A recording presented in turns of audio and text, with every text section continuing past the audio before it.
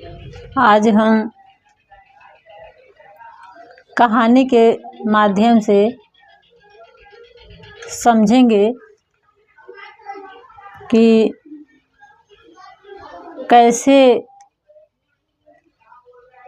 जीवन से मुक्त हुआ जा सकता है, वो भी जीते जी। जैसे हमारे ऋषि लोग हैं, संत महापुरुष, जिसमें संत कबीरदास जी हैं, मीराबाई हैं, रामकृष्ण परमहंस जी हैं, गौतम बुद्ध जी हैं, कृष्णमूर्ति जी हैं। ऐसे ऐसे लोग हैं। तो यही लोग प्रमाण हैं कि ये लोग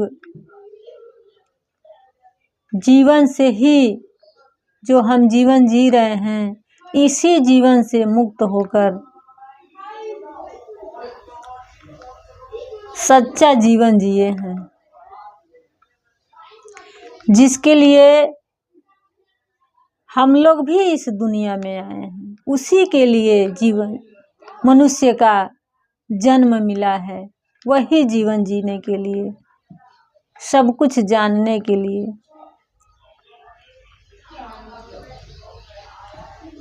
जैसे कहा गया है कि स्वयं कृष्ण कह रहे हैं, कहा गया है कि भगवान क्या चाहता है। जैसे हर बात पे हम भगवान को दोषी ठहराते हैं, लेकिन वास्तव में जो भगवान चाहते हैं वो हमें पता ही नहीं है, हम नहीं जानते हैं, इसलिए बार बार भगवान को दोष देते हैं। लेकिन सचमुच में भगवान क्या चाहते हैं? कहते हैं कि वो ख्वाब तोड़ता है, वो ख्वाब तोड़ता है क्योंकि जगाना चाहता है। इस भरी दुनिया में अकेला महसूस कराता है, वो साथ खड़ा है, ये बताना चाहता है। जो जैसा करता है वैसा ही उसके सामने आता है, ये दुनिया गोल है, ये बताना चाहता है। वो हमें बंद रास्तों की तरफ लेकर जाता है, क्योंकि वो हमें उड़ाना चाहता है। जिसने इस धरती पर भेजा है हमें, वो सब कुछ सिखाना चाहता है। पर ये बातें तभी समझ में आएगी जब हम उन ऋषियों पर विश्वास करेंगे जो हमारे सामने दिख रहे हैं, वास्तव में जो अमर हैं। साधु कोई शरीर नहीं होता है, साधु वाणी होते हैं। कहा गया है कि सच्चा गुरु वही है जो हमें ज्ञान नहीं, हमें दीपक देता है, हमें रोशनी देता है। कहते हैं कि गु मने होता है, गुरु का अर्थ है कि गु मने होता है अंधकार और रू मने होता है रोशनी। जो हमारे जीवन में रोशनी दे वही गुरु है, और गुरु कोई शरीर नहीं होता है। ये आंतरिक बातें हैं। इसी प्रकार से एक बहुत कृष्ण जी की बहुत एक रोचक कथा प्रचलित है, जानी जाती है। तो हमारे मन में धारणा जो चलती है, वो धारणा गलत है। अज्ञान का मतलब ये नहीं कि हम अज्ञान हैं, अज्ञान का मतलब ये है कि हम गलत ज्ञान से भरे हुए हैं, हमारे अंदर बहुत सारा ज्ञान है, पर वो ज्ञान गलत है, अज्ञान है, झूठा है। तो कहानी कहती है कि एक ऋषि मुनि आए हुए थे। वो नदी के उस पार थे और नदी के इस पार कृष्ण और रुक्मिणी थे। तो रुक्मिणी कहती हैं कृष्ण से कि मैंने भोजन तो ज़्यादा बनाया हुआ है, पर ऋषि उस पार हैं, तो मैं उस पार भोजन को कैसे लेकर जाऊं। तो कृष्ण कहते हैं कि जा करके नदी से कहना कि हे नदी, अगर कृष्ण ब्रह्मचारी हैं तो रास्ता दीजिए। इतना सुनते ही रुक्मिणी चौंक जाती हैं। वो कहती हैं कि आप हमसे ये बात कह रहे हैं कि आप ब्रह्मचारी हैं। मैं आपकी पत्नी हूँ, दिन रात आपके साथ रहती हूँ, आपके बारे में मैं जानती हूँ, तो आप मुझसे कह रहे हैं कि आप ब्रह्मचारी हैं।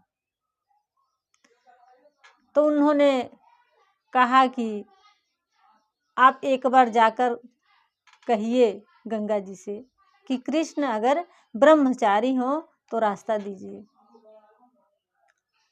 तो फिर उन्होंने जाकर के गंगा से कहा तो उनको रास्ता मिल गया। तो हम जो ज्ञान जानते हैं वो गलत जानते हैं। कैसे गलत जानते हैं? हम यही जानते हैं कि जो लोग शादीशुदा हैं वो लोग ब्रह्मचर्य नहीं हो सकते। ब्रह्मचर्य एक आंतरिक बात है। शरीर के साथ जो भी घटना घट रही है उससे ब्रह्मचर्य का कोई लेना देना नहीं है। ब्रह्मचर्य वो लोग भी हो सकते हैं जो गृहस्थ जीवन में जी रहे हैं। ब्रह्मचर्य का मतलब ये नहीं हुआ कि पति पत्नी को छोड़ दे, पति पत्नी को छोड़ दे, माता पिता को छोड़ दे, बच्चों को छोड़ दे। ऐसा नहीं होता है। ये बात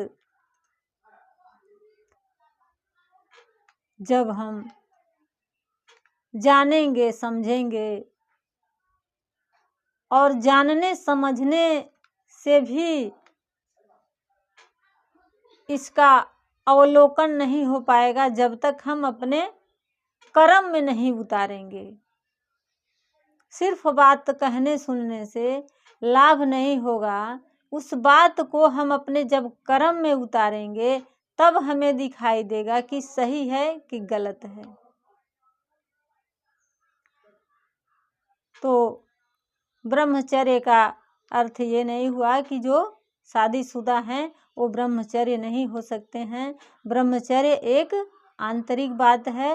हमारे शरीर के साथ जो भी घटना घट रही है तो उससे ब्रह्मचर्य का कोई लेना देना नहीं है। मैं भी एक प्रमाण हूँ।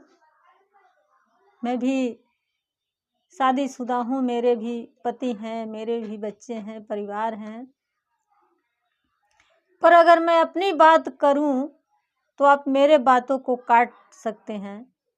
इसीलिए प्रमाण दिया जाता है उन संतों का, उन ऋषियों का जो हमारे सामने प्रमाण बनकर खड़े हुए हैं, अभी भी हैं। इसीलिए जिन्होंने जाना है वो प्रमाण के तौर पे उनको बताते हैं और यही बात सत्य है, यही बात विश्वसनीय है। इसी बात पर विश्वास करना चाहिए। नहीं तो बहुत सारे बाबा हैं, बहुत सारे पंडित हैं, इस संसार में भरे पड़े हैं। तो उन पर विश्वास नहीं करना चाहिए। जो हमारे सामने प्रमाण बनकर खड़े हैं उन्हीं पर विश्वास करना चाहिए। तो आज की कहानी में रामकृष्ण परमहंस जी की कहानी है, वो मैं आपको सुनाना चाहूँगी।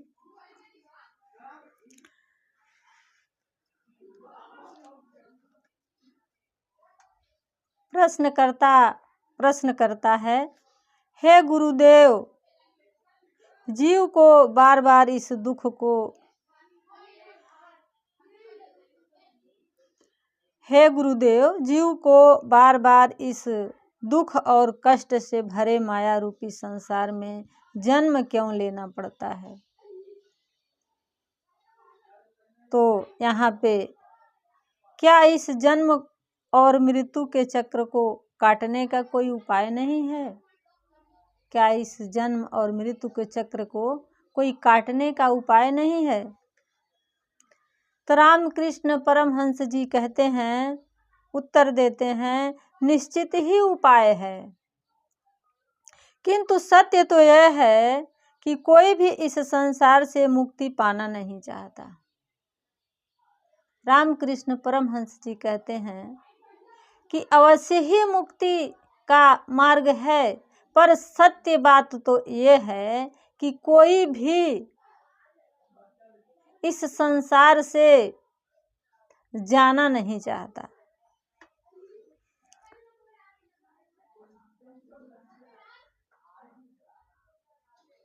इस संसार से मुक्ति पाना नहीं चाहता। वे तो कामना करते हैं कि सदा ही वे यहाँ बने रहें। वे इस बात का कामना करते हैं, हर व्यक्ति, हर मनुष्य इस बात का कामना करते हैं कि वो हमेशा इस संसार में बने रहें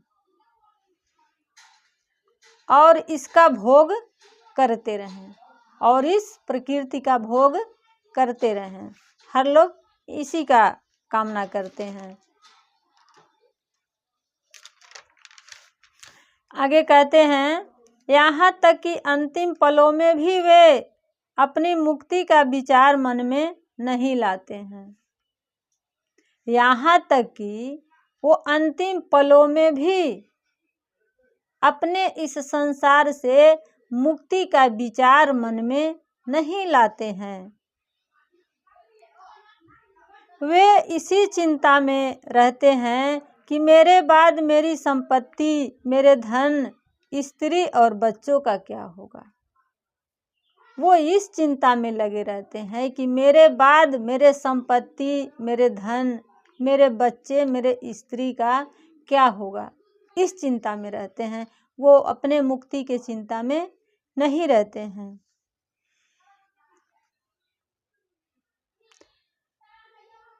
माला जपने, गंगा में नहाने और मंदिरों में जाने से क्या होगा। रामकृष्ण परमहंस जी कहते हैं कि गंगा में नहाने और मंदिरों में जाने और माला जपने से क्या होगा यदि मन में अभी तक मोह और कामिनी कांचन का भोग के बीज नष्ट नहीं हुए। कह रहे हैं कि माला जपने, नहाने, मंदिरों में जाने, माला जपने से क्या लाभ है?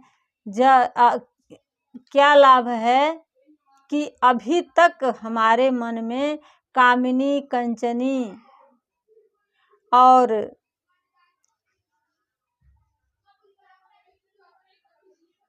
मोह और कामिनी कंचन भोग के बीज नष्ट नहीं हुए। ये बीज मृत्यु के बाद भी कभी न कभी अंकुरित अवश्य ही होंगे। अगर हमारा मोह कामिनी कंचनी का भोग मरते दम तक नष्ट नहीं हुआ, हम यही कामना लेकर मर जाते हैं, तब उसी कामना का बीज कभी न कभी जरूर अंकुरित होता है ऐसा रामकृष्ण परमहंस जी बता रहे हैं। जिस प्रकार तोता भले ही राम राम रटता है, जिस प्रकार तोता भले ही राम राम रटता है, लेकिन जब बिल्ली उसका गला आ दबोचती है तो वो सब कुछ भूल टें टें करने लगता है। जब लास्ट समय में भले ही जिंदगी भर तोता राम राम रटता रहता है, लेकिन जब बिल्ली उसका गला दबोचती है तो वो राम राम राम रटना भूलकर टें टें करने लगता है। ठीक इसी तरह विषयों में आसक्त जीव भले ही भगवान का नाम जपते रहते हैं, लेकिन मृत्यु के आने पर वो सब कुछ भूल सांसारिक मोह में बंध जाता है और संसार को छूटता देख वो भय से चीखने लगता है। ये सत्य है। जो विचार के मृत्यु के समय मन में अधिक प्रबलता से होते हैं, जो मृत्यु के समय में जो विचार अधिक प्रबलता से उत्पन्न होते हैं, वे ही पुनर्जन्म के रूप में फलित होते हैं। जब हम अंतिम समय में मरते हैं और हमारे भीतर जो भी कामनाएं प्रबलता से उत्पन्न होती है, मरने के बाद हम फिर उसी अवस्था में जन्म लेते हैं, वही फल हमें प्राप्त होता है। इसलिए मनुष्य को अपने जीवन में ऐसे साधन को अपनाने चाहिए ताकि मृत्यु आने पर भी भगवान के नाम उसके मन से एक बार भी न भूले। कह रहे हैं मनुष्य को अपने जीवन में ऐसे साधन को अपनाना चाहिए ताकि मृत्यु के आने पर भी भगवान के नाम उसके मन से एक बार भी न भूलें और उसे ईश्वर का धाम प्राप्त हो। ऐसा ही प्रभावी जब कोई मनुष्य जीवन भर ईश्वर का चिंतन करता रहता है, सांसारिक विषयों का त्याग कर हर पल चाहे वो कोई भी काम करे, किंतु अपना मन सिर्फ भगवान के चरणों में ही लगाए रखता है, तो यह बहुत स्वाभाविक है। चाहे मनुष्य कोई भी काम करता रहे पर अपना मन भगवान के चरणों में लगाए रहे, वो बहुत स्वाभाविक है। जीवन के अंतिम क्षणों में भी उसका मन विचलित नहीं होता। ऐसे व्यक्ति को मृत्यु के क्षण में भी उसका मन विचलित नहीं होता है, ईश्वर के चिंतन में रहता है। वे हमेशा ईश्वर के ही चिंतन में रहता है। ऐसे व्यक्ति को निश्चित ही परम धाम की प्राप्ति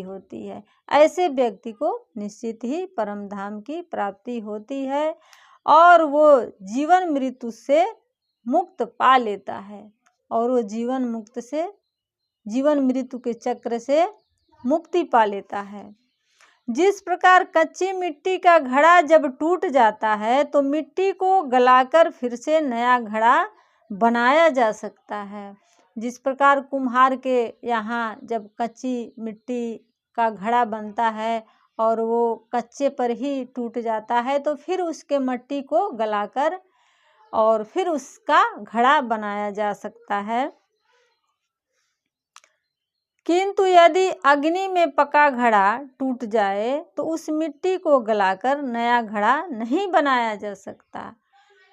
जैसे जब मिट्टी का बना बर्तन जब अग्नि द्वारा पक जाता है, उसके बाद वो टूट जाए तो उसको गलाकर कोई बर्तन नहीं बनाया जा सकता है। ठीक इसी तरह जब तक अज्ञान से भरा मन कच्चा रहता है, जब तक अज्ञान से भरा मन कच्चा रहता है, तब तक जीव बार बार जन्म लेता है, तब तक जीव बार बार जन्म लेता है और मृत्यु को प्राप्त होता रहता है। किंतु जब मन ज्ञान की अग्नि में पूर्णतः पक जाता है, फिर न कोई जन्म होता है और न ही कोई मृत्यु होता है। जैसे पानी में उबाले हुए अनाज के दानों को जब बोया जाता है तो उनमें से कोई अंकुरण नहीं होता है, वहीं बिना उबाले दानों को बोने पर उसमें अंकुर और जड़ निकल आते हैं। इसी प्रकार जो जीव ईश्वर की भक्ति से उबलकर सिद्ध हो जाता है, उसको फिर जन्म मृत्यु का भय नहीं होता है।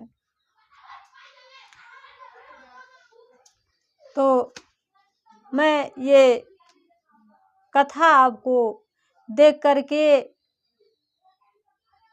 बता रही हूँ, सुना रही हूँ। इसका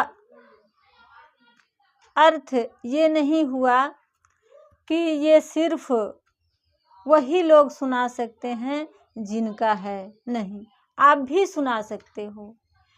गुरु हमें ज्ञान नहीं देता है, गुरु हमें रोशनी देता है, गुरु हमें दिखाता है कि देखो क्या सही है क्या गलत है। अगर बात परमहंस रामकृष्ण परमहंस जी का है, तो अगर उस बात को आपको दिख गया कि ये बात सत्य है, तब ये बात आपकी हो जाती है। जो उस बात को समझ ले तो बात उसकी हो जाती है। अब रामकृष्ण जी में और जिनको दिख गया उनकी बात सत्य है, अब उनमें कोई अंतर नहीं रह गया, दोनों का विचार एक हो गया। तो कथा भले ही उनका है, पर मुझे दिख रहा है कि ये बात सत्य है, क्योंकि ये बात वही जान सकता है जो उनको समझ ले, उनको जान ले। और जानने का अर्थ ये है कि जहाँ वो जाकर के इस बात को बताते हैं, वहाँ पहुँच कर ही देखा जा सकता है, जाना जा सकता है। जैसे अगर कहीं भी आपको जाना है, जैसे मान लीजिए कि गोरखपुर आपको जाना है, और गोरखपुर जो लोग गए हैं, जैसे मान लीजिए हम गोरखपुर गए हैं, तो हम वो रास्ता आपको बता रहे हैं, तो जब तक आप गोरखपुर जाओगे नहीं, तब तक नहीं समझ पाओगे कि मैंने जो रास्ता आपको बताया था वो सही है कि गलत है। जब आप जाओगे तब समझ में आएगा कि हाँ, जैसे जैसे सामने वाला बताया था ठीक वैसे ही वैसे है। अगर वैसा नहीं है तो समझ लीजिएगा कि वो जिन्होंने भी मार्ग बताया है वो गलत है। अगर आपने नहीं उस रास्ता पर चला है, नहीं उस मार्ग पे चला है, तो यही समझिएगा कि वो कमी आप में है। जैसे मैंने नहीं गया तो मेरा कमी है कि मैं वहाँ पे नहीं गया।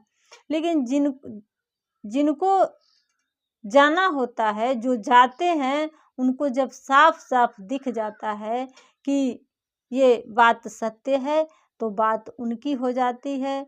कहानी भले ही हमारे ऋषि मुनि कहे हैं, पर हमें वो नज़र जब गुरु के द्वारा मिल जाता है, तब जा कर के हम उसको जान सकते हैं, समझ सकते हैं कि ये बात सत्य है। अब वो बात उनकी नहीं रह गई, ये बात हमारी हो गई।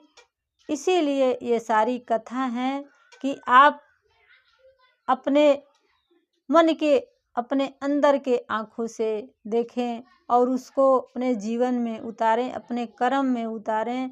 फिर आपको दिख जाएगा कि सत्य है कि गलत है। जब सत्य होगा तभी मानिएगा, अगर गलत होगा तब बिल्कुल भी मत मानिएगा। तो आगे ये रामकृष्ण परमहंस जी का कथा था। अब यहाँ पे एक और कहानी आती है इसी उद्देश्य से, इसी मुक्ति के लिए ही। तो प्रश्न करते हैं गौतम बुद्ध से। तो प्रश्नकर्ता कहते हैं कि आप पुनर्जन्मों को मानते हैं परंतु आत्मा को नकारते हैं। यदि आत्मा नहीं होगी तो पुनर्जन्म कैसे होगा?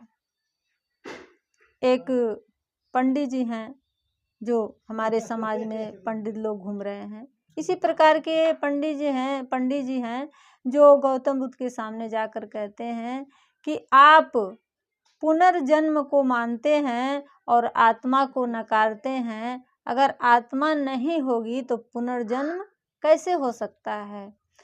वहाँ पे गौतम बुद्ध कहते हैं कि सत्य कहा आपने, इसमें कोई विरोधाभास नहीं। आत्मा के बिना पुनर्जन्म हो सकता है। कह रहे हैं गौतम बुद्ध कि आत्मा के बिना पुनर्जन्म हो सकता है। कैसे हो सकता है? कह रहे हैं कि प्रश्नकर्ता कह रहे हैं कि कैसे? बुद्ध कह रहे हैं कि आपने आम का फल देखा है? प्रश्नकर्ता कहते हैं कि हाँ। तब गौतम बुद्ध कहते हैं कि यदि उस गुठली को हम धरती में गाड़ दें तो वह पुनः आम का वृक्ष बन जाता है, जिस पर कई आम आते हैं। अगर आम के गुठली को जमीन के अंदर गाड़ दिया जाता है तो पुनः आम का पेड़ तैयार हो जाता है और उस पर कई सारे आम लग जाते हैं, फल जाते हैं। तब हुआ ना उसका पुनर्जन्म। तो प्रश्नकर्ता कहते हैं कि हाँ। उसके बाद दूसरा प्रश्नकर्ता कोई आ जाते हैं तो वो कहते हैं आप निराशावादी हैं। हे आर्य, आपका प्रथम सत्य यह है कि सर्वम दुखम दुखम, सब दुख है, जन्म दुख है, मरण दुख है और जीवन दुखों से भरा हुआ है। दूसरा पंडित आते हैं तो वो कहते हैं कि हे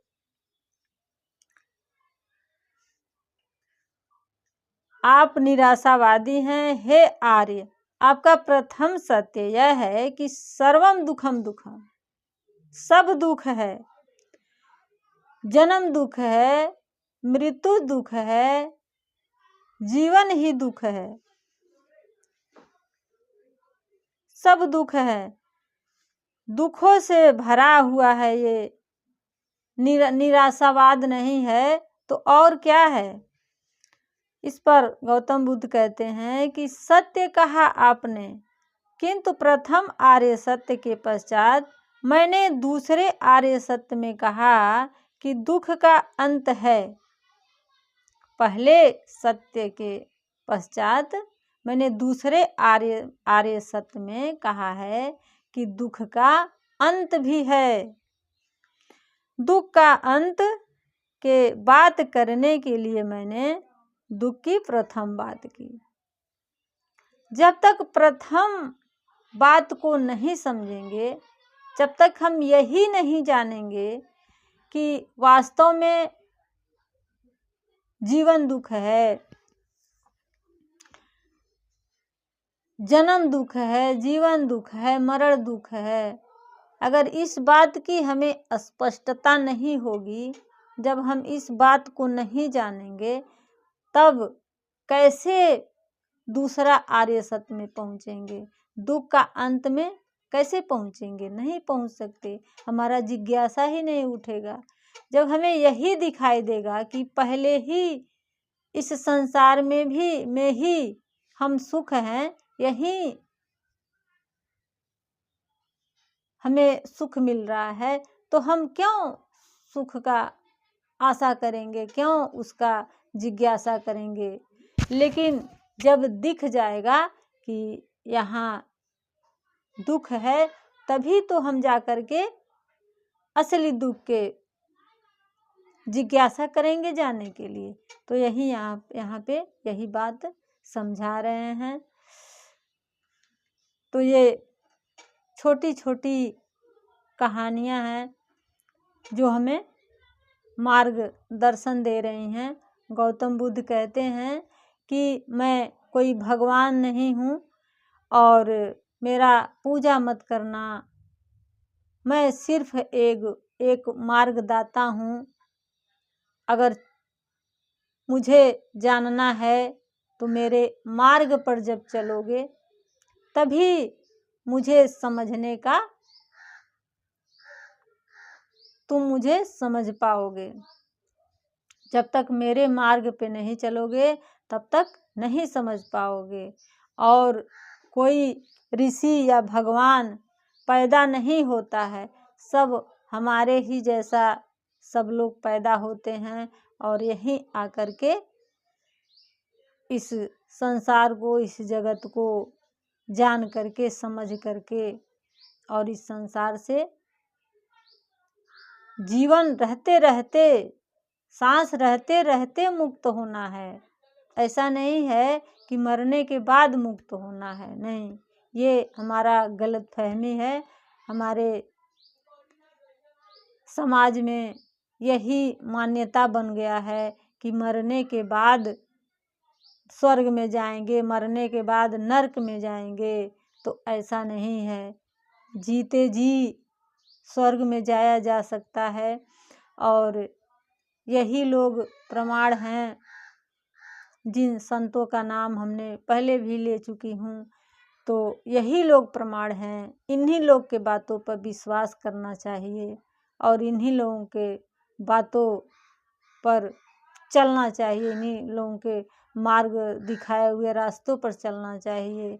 तभी जा कर के हम इस बंधन से, इस चक्र से बाहर निकल सकते हैं। इसके अलावा और कोई मार्ग नहीं है, कोई रास्ता नहीं है। कबीर साहब जी कहते हैं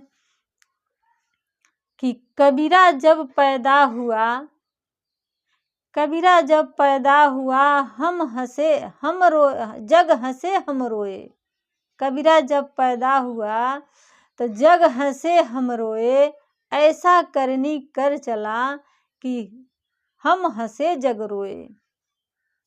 तो हर बच्चा जब जन्म लेता है तो रोता है, रोते ही पैदा होता है, हर बच्चा रोता है। उसी प्रकार जितने भी महापुरुष ऋषि लोग भी वैसे ही पैदा हुए हैं, रोते हुए पैदा हुए हैं। लेकिन उन लोगों ने जब अपने दुख का गहन किए हैं, अध्ययन किए हैं, उन लोगों ने देखा है कि ये जन्म और जीवन और मृत्यु सब दुख ही दुख है। जब उन्हें दिख गया है तो दूसरा आर्य सत्य में पहुँचे हैं वो लोग।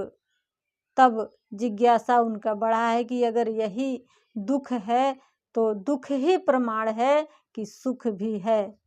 तो वही लोग खोजे हैं, वही लोग पहुँचे हैं। साहब जी कहते हैं कि जिन खोजा तिन पाइया, गहरे पानी पैठ, मैं बपुरा डूबन मरा, रहा किनारे बैठ।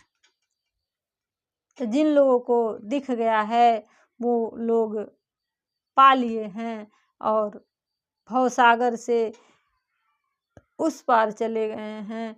अब उन्हें कोई दुख नहीं है।